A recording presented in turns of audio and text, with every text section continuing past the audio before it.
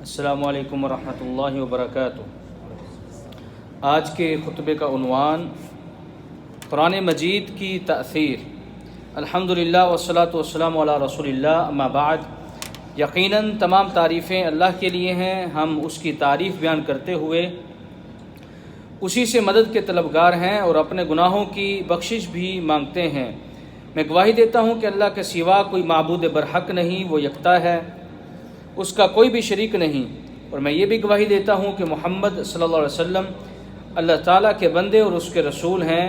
اللہ تعالیٰ کی جانب سے آپ پر، آپ کی آل اور صحابہ کرام پر ڈھیروں رحمتیں اور سلامتی ہو۔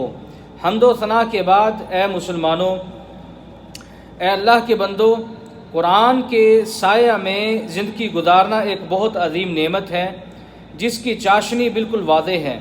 یہ ایسی نعمت ہے جس سے عمر میں برکت اور زندگی پاکیزہ ہوتی ہے، دل سعادت مند اور صاحب ہدایت بن جاتے ہیں۔ بھلا اس نعمت سے بڑی کوئی اور نعمت ہو سکتی ہے کہ جس میں بندہ اپنے رب سے ہم کلام ہوتا ہو، اور یہ نعمت قرآن ہی ہے۔ فرمانے باری تعالیٰ ہے، کیا ان کے لیے کافی نہیں کہ ہم نے تجھ پر کتاب نازل کی جو ان پر پڑھی جاتی ہے؟ بے شک اس میں رحمت ہے اور ایمان والوں کے لیے نصیحت بھی ہے۔ بلا شبہ قرآن نعمت، رحمت اور یاد دہانی بھی ہے۔ اللہ تعالیٰ قرآن مجید میں ارشاد فرماتے ہیں، کہہ دو کہ اللہ کے فضل اور اس کی رحمت سے ہے، سو اسی پر انہیں خوش ہونا چاہیے، یہ ان چیزوں سے بہتر ہے جو وہ جمع کرتے ہیں۔ مفسرین اس آیت کے تناظر میں کہتے ہیں کہ فضل اللہ سے اسلام، جبکہ رحمت اللہ سے مراد قرآن ہے۔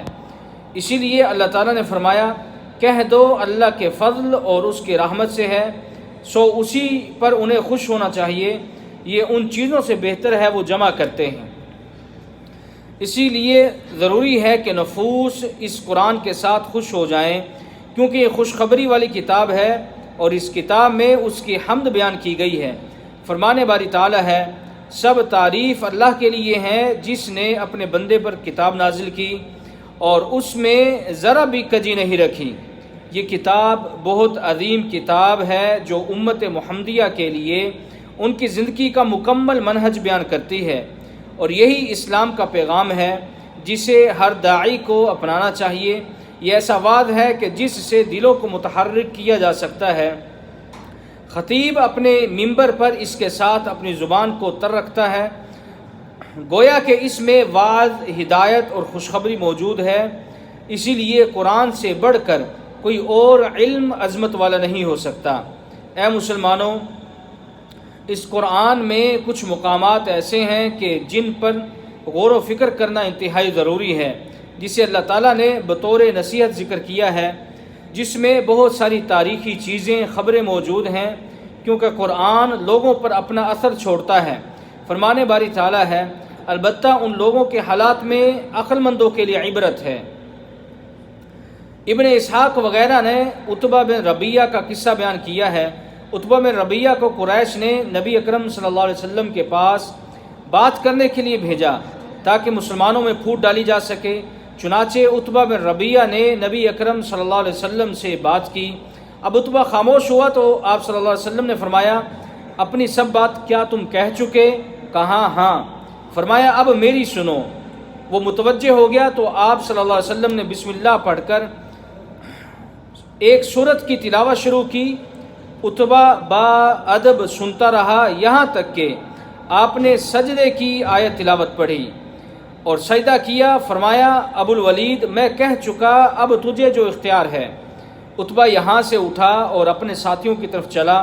اس کے چہرے کو دیکھتے ہی ہر ایک کہنے لگا کہ عتبہ کا حال تو بدل گیا ہے۔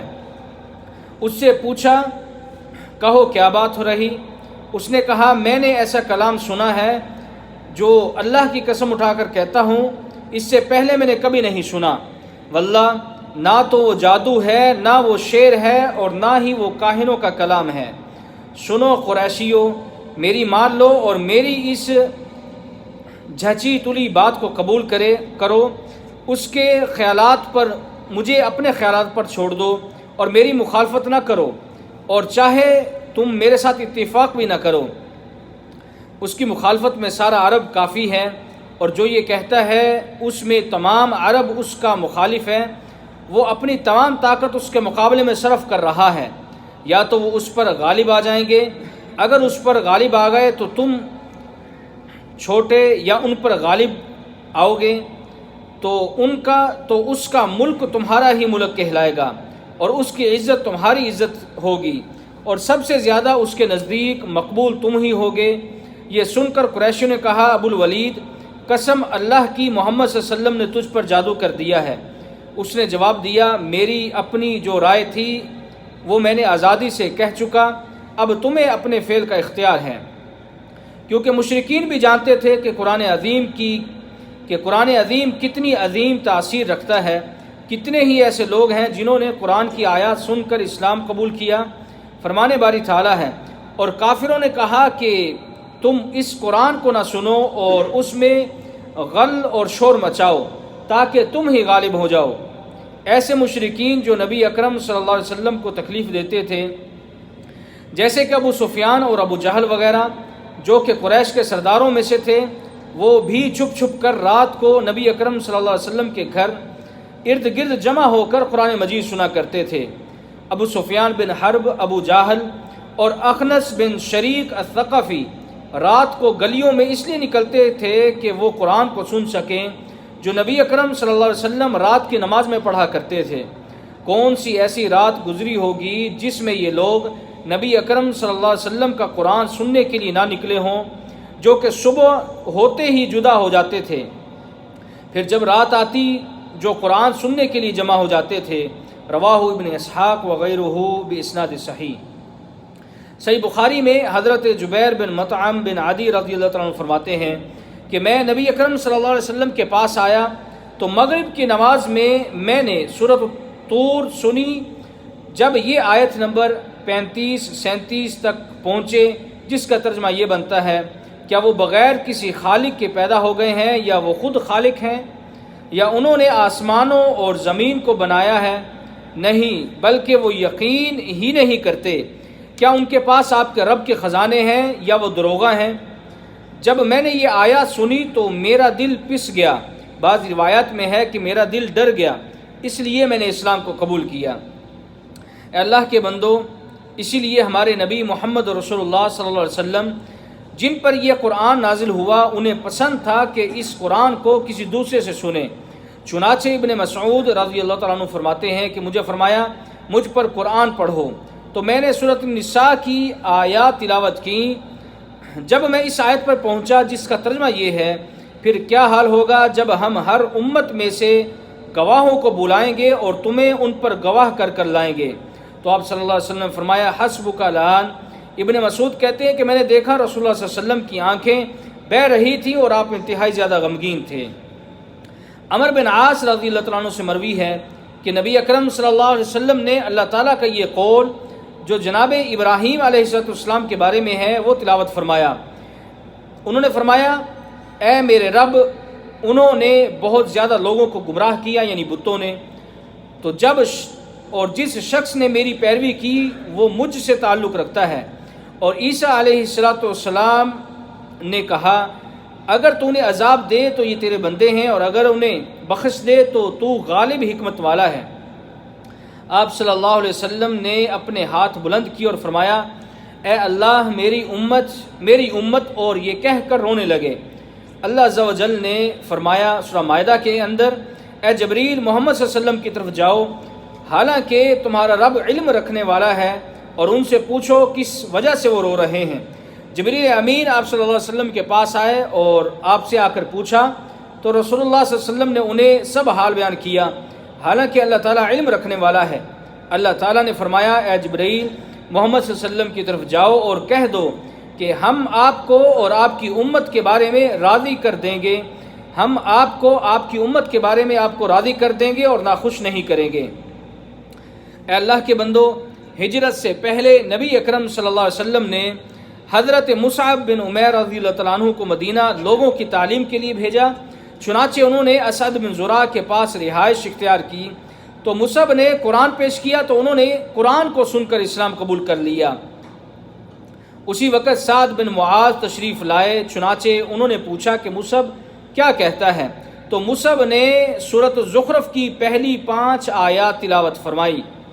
حامیم، روشن کتاب کی قسم ہے، ہم نے اسے عربی زبان میں قرآن بنایا ہے تاکہ تم سمجھو، اور یہ کتاب لوح محفوظ میں ہمارے نزدیک بلند مرتبہ اور حکمت والی ہے۔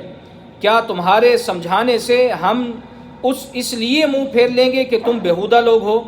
ان آیات کو سن کر سعد ایمان لے آئے اور بہترین سپہ سالار ثابت ہوئے، جن کی موت سے اللہ کا عرش بھی ہل گیا تھا۔ اہل سیر نے لکھا ہے کہ جب اسلام قبول کرنے کے بعد حضرت سعد اپنی قوم میں لوٹے تو کہا، مجھ پر اپنے قبیلے کے مردوں اور عورتوں پر کلام حرام ہو گیا ہے جب تک کہ وہ اللہ اور اس کے رسول پر ایمان نہ لائیں۔ اللہ کی قسم، بنی عبد الاشل کا ہر مرد اور عورت اسی بات پر ایمان لے آیا۔ مراد رسول اللہ صلی اللہ علیہ وسلم سیدنا عمر بن خطاب رضی اللہ تعالیٰ عنہ تاریخ اسلام کی وہ نامور شخصیت ہیں جو جرت و بہادری کی وجہ سے قبول اسلام سے قبل ہی شہرت کے حامل تھے۔ آپ رضی اللہ تعالیٰ عنہ کی اسی جرت کی وجہ سے نبی اکرم صلی اللہ علیہ وسلم نے اللہ کے حضور التجا کی کہ اے اللہ، عمر کے ساتھ اسلام کو غلبہ اور عزت عطا فرما۔ اللہ رب العزت نے اپنے محبوب کی دعا قبول کرتے ہوئے سیدنا عمر بن خطاب رضی اللہ تعالیٰ عنہ کے ذریعے اسلام کو عزت دی۔ آپ رضی اللہ تعالیٰ عنہ نے قبول اسلام سے قبل مشرکین قریش سے چھپ کر عبادت کیا کرتے تھے۔ آپ کے اسلام سے پہلے مسلمان مشرکین قریش سے چھپ کر عبادت کیا کرتے تھے، لیکن جب آپ نے اسلام قبول کیا تو آپ نے اعلان کیا کہ آج سے مسلمان عبادت چھپ کر نہیں بلکہ علی اعلان کیا کریں گے۔ اے مومنو، قرآن کی تاثیر ذرا ملاحظہ فرمائیے کہ اللہ تعالیٰ قرآن مجید کے اندر ارشاد فرماتے ہیں، اور جب اس چیز کو سنتے ہیں جو رسول پر اتری تو ان کی آنکھوں کو دیکھے گا کہ آنسوں سے بہتی ہیں، اس لیے کہ انہوں نے حق کو پہچان لیا۔ کہتے ہیں اے ہمارے رب، ہم ایمان لائے، بس تو ہمیں ماننے والوں کے ساتھ لکھ دے۔ یہ اثر جنوں پر بھی ہوا۔ اللہ تعالیٰ قرآن مجید کے اندر ارشاد فرماتے ہیں، کہہ دو کہ مجھے اس بات کی وحی آئی کہ کچھ جن مجھ سے قرآن پڑھتے ہوئے سن گئے ہیں، پھر انہوں نے اپنی قوم سے جا کر کہہ دیا کہ ہم نے عجیب قرآن سنا ہے۔ مزید فرمایا، اور جب ہم نے آپ کی طرف چند ایک جنوں کو پھیر دیا جو قرآن سن رہے تھے، پس جب وہ آپ کے پاس حاضر ہوئے تو کہنے لگے چپ رہو، پھر جب ختم ہوا تو اپنی قوم کی طرف واپس لوٹے، ایسے حال میں کہ وہ ڈرانے والے تھے۔ کہنے لگے اے ہماری قوم، بے شک ہم نے ایک کتاب سنی ہے جو موسیٰ کے بعد نازل ہوئی ہے، ان کی تصدیق کرنے والی ہے جو اس سے پہلے ہو چکی، حق کی طرف اور سیدھے راستے کی طرف رہنمائی کرتی ہے۔ اے ہماری قوم، اللہ کی طرف بلانے والے کو مان لو اور اس پر ایمان لاؤ، اور وہ تمہارے لیے تمہارے گناہ بخش دے گا اور تمہیں دردناک عذاب سے بچا لے گا، اور جو اللہ کی طرف بلانے والے کو نہ مانے گا تو وہ زمین میں اسے عاجز کر سکے گا، اور اللہ کے سوا اس کا کوئی مددگار نہ ہوگا۔ یہی لوگ سری گمراہی میں ہیں۔ کیا آپ نے اس سے اچھا کوئی کلام سنا یا دیکھا کبھی؟ ہرگز نہیں۔ اسید بن حضیر رضی اللہ عنہ نے بیان کیا کہ رات کے وقت وہ سورۃ البقرہ کی آیت تلاوت کر رہے تھے اور ان کا گھوڑا ان کے پاس ہی بندھا ہوا تھا۔ اتنے میں گھوڑا بدکنے لگا تو انہوں نے تلاوت بند کر دی تو گھوڑا بھی رک گیا۔ پھر انہوں نے تلاوت شروع کی تو گھوڑا پھر بدکنے لگا۔ اس مرتبہ بھی جب انہوں نے تلاوت بند کی تو گھوڑا بھی خاموش ہو گیا۔ تیسری مرتبہ انہوں نے تلاوت شروع کی تو پھر گھوڑا بدکا۔ ان کے بیٹے یحییٰ چونکہ گھوڑے کے قریب ہی تھے، اس لیے اس ڈر سے کہ کہیں انہیں کوئی تکلیف نہ پہنچ جائے، انہوں نے تلاوت بند کر دی اور بچے کو وہاں سے اٹھایا۔ پھر اوپر نظر اٹھائی تو کچھ نہ دکھائی دیا۔ صبح کے وقت یہ واقعہ انہوں نے نبی اکرم صلی اللہ علیہ وسلم سے بیان کیا۔ نبی اکرم صلی اللہ علیہ وسلم نے فرمایا، اے ابن حضیر، تم پڑھتے رہتے، تلاوت بند نہ کرتے تو بہتر تھا۔ انہوں نے عرض کیا، یا رسول اللہ، مجھے ڈر لگا کہ کہیں میرا گھوڑا میرے بچے یحییٰ کو کچل نہ ڈالے، تو اس سے بہت قریب تھا کہ میں سر اوپر اٹھایا اور پھر یحییٰ کی طرف گیا۔ پھر میں نے آسمان کی طرف سر اٹھایا تو ایک چھتری سی نظر آئی جس میں روشن چراغ تھے۔ پھر جب میں نے دوبارہ باہر آیا تو میں نے اسے نہیں دیکھا۔ نبی اکرم صلی اللہ علیہ وسلم نے فرمایا، کہ تمہیں معلوم بھی ہے کہ وہ کیا چیز تھی؟ اسید نے عرض کیا کہ نہیں۔ نبی اکرم صلی اللہ علیہ وسلم نے فرمایا وہ فرشتے تھے، تمہاری آواز سننے کے لیے قریب ہو رہے تھے، اگر تم رات بھر پڑھتے رہتے تو صبح تک اور لوگ بھی انہیں دیکھ سکتے اور وہ لوگوں سے کبھی نہیں چھپ سکتے۔ اللہ نے قرآن کی تاثیر کا ذکر کرتے ہوئے فرمایا اگر ہم اس قرآن کو کسی پہاڑ پر نازل کرتے تو آپ اسے دیکھتے کہ اللہ کے خوف سے جھک کر پھٹ جاتا، اور ہم یہ مثالیں اصل میں لوگوں کے لیے بیان کرتے ہیں تاکہ وہ قرآن میں غور و فکر کریں۔ اے مسلمانوں، یہ قرآن ہی ہے جو دلوں کو کھولتا ہے۔ حضرت عثمان رضی اللہ عنہ فرماتے ہیں کہ تمہارے رب کے کلام سے کوئی چیز زیادہ نفع بخش ثابت نہیں ہو سکتی، جس سے دلوں کا زنگ اتر جاتا ہے، جبکہ اس کی تلاوت سے نیکیاں ملتی ہیں، جیسا کہ حدیث میں ہے جس نے کتاب اللہ سے ایک حرف بھی پڑھا تو اس کے لیے ایک نیکی ہے اور ہر نیکی کی 10 بالیاں ہیں۔ اسی لیے اللہ کے بندو، قرآن کی تلاوت کرو۔ وہ مہینہ آنے والا ہے جسے قرآن کا مہینہ کہا جاتا ہے۔ قرآن کو یاد کرو، اسے حفظ کرو اور اس سے نصیحت پکڑو، اللہ تعالیٰ تم پر رحم فرمائے گا۔ اللہ تعالیٰ میرے اور آپ سب کے لیے قرآن مجید کو خیر و برکت والا بنائے، مجھے اور آپ سب کو ذکر حکیم سے مستفید ہونے کی توفیق عطا فرمائے۔ وآخر دعوانا الحمد للہ رب العالمین۔